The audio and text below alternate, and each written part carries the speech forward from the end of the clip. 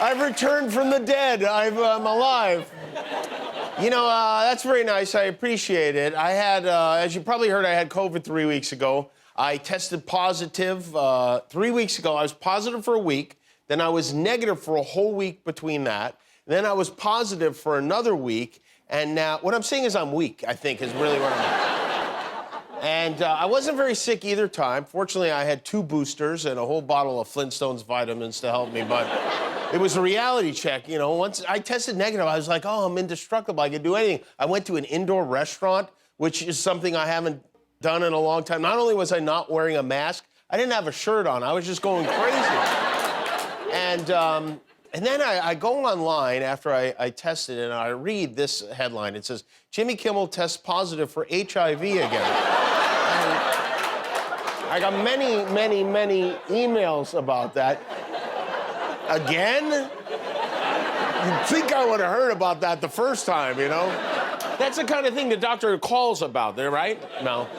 So I tested positive for COVID while I was in New York. I had to stay there until I was negative. So when I got home, my kids made signs. They put them up on the door to welcome me. My daughter, Jane, who's 8, wrote, "Welcome back, Daddy," which is very cute. And my son, Billy, who's 5, drew a picture of me peeing.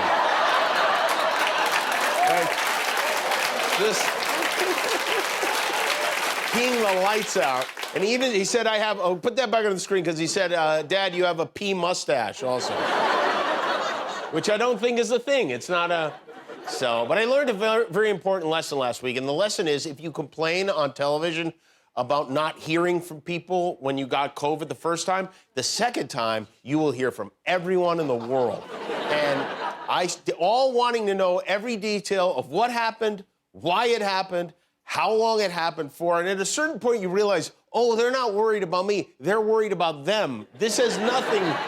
very little to do with me at all. But anyway, I want to thank John Mulaney and Andy Samberg, who filled in for me last week. And they showed up despite the fact that I did not ask them to fill in for me. They just came and took over. But I also want to mention Guillermo's not here. He called in today very sick, but not COVID, just regular sick, as far as we know, which I feel like unless you have COVID, people don't even care. They're like, oh, it's mono? Okay, you eat a popsicle and go to bed. So on the off chance Guillermo's watching right now, and he isn't, Guillermo, we all send you our love, and I know you're our security guard, but I honestly feel like we're safer with you at home. So now, I had something planned. Lou, this is our announcer, Lou Wilson. He lurks in the shadows here, up in like a raven. I see all. So you guys heard of COVID brain? Some people have trouble with their memory and their sharpness, all the stuff you need to host a talk show, basically. And I feel like I had it the first time I came back after COVID. I was interviewing Jessica Biel, and the thoughts weren't, like, coming out of my head at the speed they usually do. So I thought Lou could give me, like, this cognitive test that you looked up, right? Of course, yeah. To see if there's any difference. Because last night, I had a weird thing. I couldn't remember Pete Davidson's name. And you know if you can't keep up with the Kardashians, you can't do this job. So, Lou, go ahead, ask me a few questions, and I'll... What is your middle name? Kelly Ripa. Mm-hmm. What street did you grow up on? I grew, like some asphalt, just a regular street. Mm-hmm. What time is it when the big hand is on the 12 and the little hand is on the 4? It's hammer time. That's what time it is, so... very good. Yeah, you got them all. Thank you very much, so... Don't worry, I'm running at 110%, which is good because we might have another health crisis on the way called monkeypox. Have you heard about this? Yeah. President Biden said monkeypox is something everybody should be concerned about. Oh, good, I was hoping to have another thing to be concerned about. And so living in this country is like being a contestant on Wipeout every minute of every day.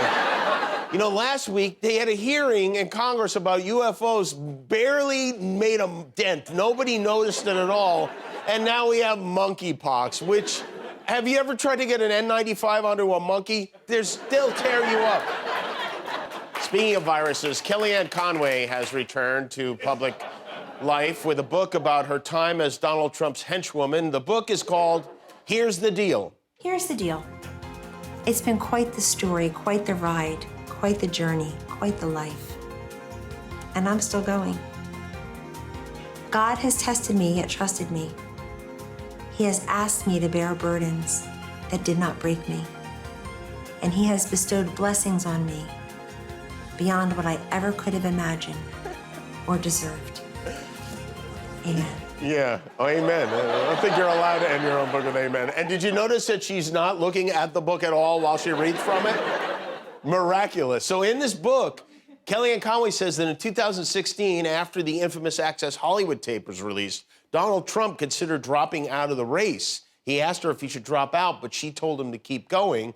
So instead of stepping down for bragging about grabbing women by the private parts, she encouraged him to stay in and make decisions that would control every woman's private parts for many years to come. And we all lived crappily ever after.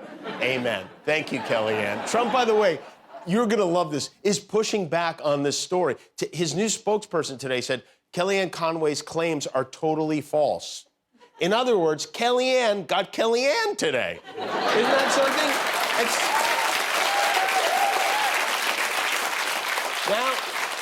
Now Kellyanne Conway's the liar, according to him. So let's go through the list of former Trump loyalists who wrote books that Trump now claims are liars. So we've got former Defense Secretary Mark Esper, his former Attorney General Bill Barr, former National Security Advisors John Bolton, former Press Secretary Stephanie Grisham, Melania's former advisor Stephanie Winston Wolkoff, Omarosa, and Trump's former lawyer Michael Cohen. All the best people turn out to be the worst people. Isn't that something? Meanwhile, Trump's other former lawyer, Rudy Giuliani, who is not a liar, he's really great.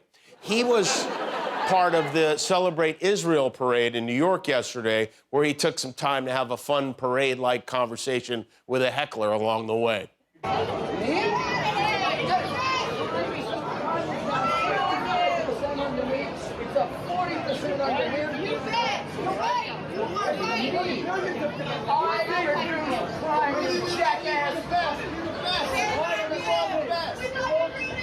You are a brainwashed.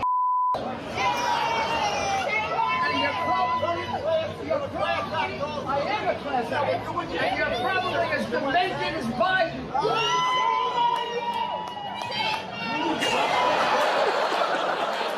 Back to the parade.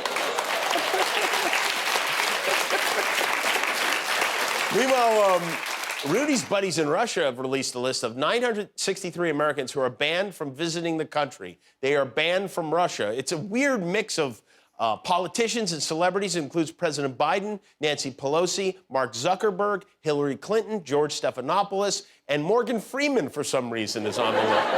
Which, I don't know, banning the president, I guess I understand. Morgan Freeman, what's he gonna do, narrate you to death?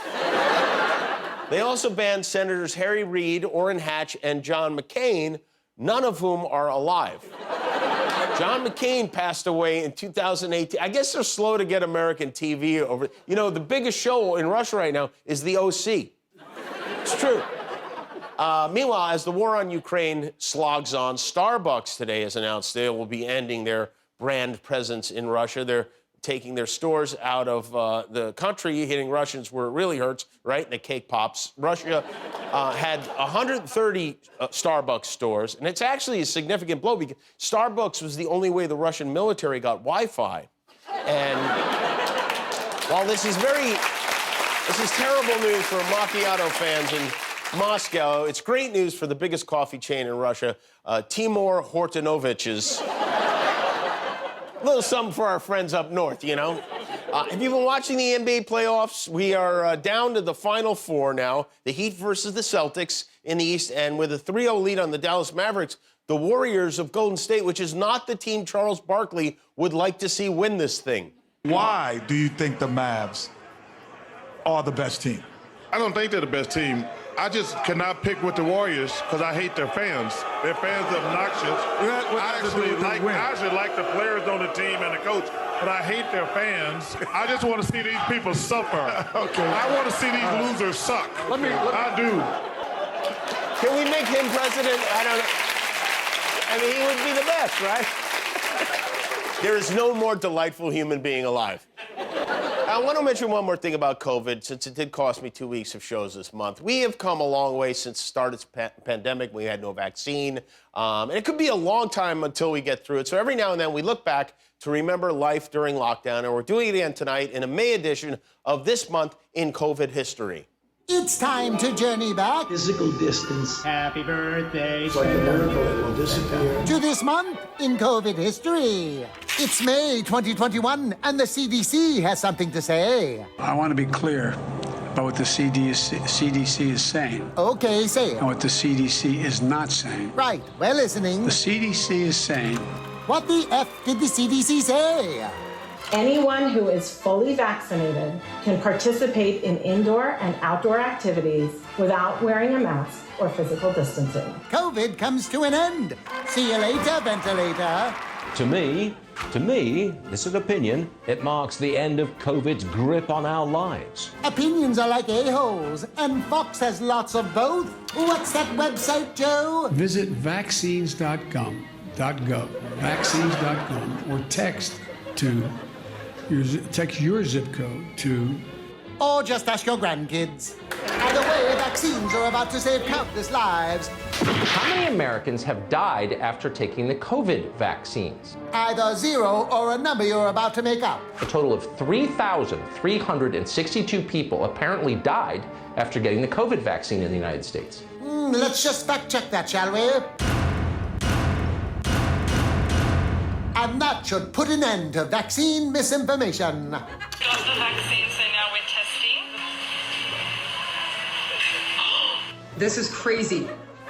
This is crazy. Right where I got my shot.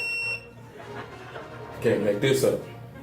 This is stuff finder. It sure is, you sexy bitch. This has been This Month in COVID History. Congratulations on making it to the end of a YouTube video. Why not celebrate by clicking the subscribe button? You earned it.